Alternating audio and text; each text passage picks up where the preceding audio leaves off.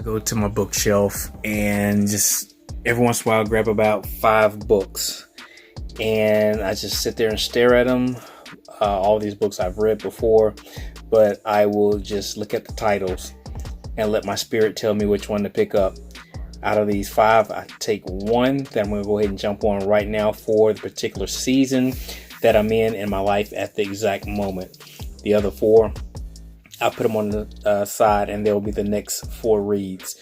But this is how I determine what I'm going to read.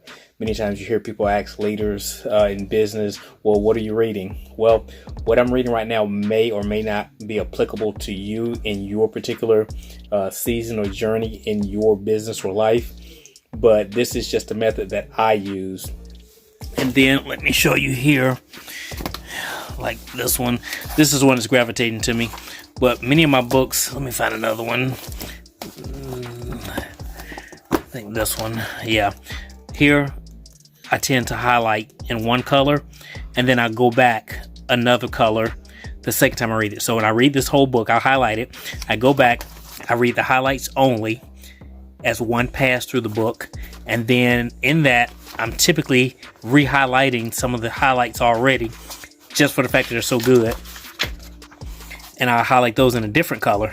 And then at a later date, I'll go back and just read those new highlighted colors. So actually, I make a pass through a book anywhere between 3 to 5 times.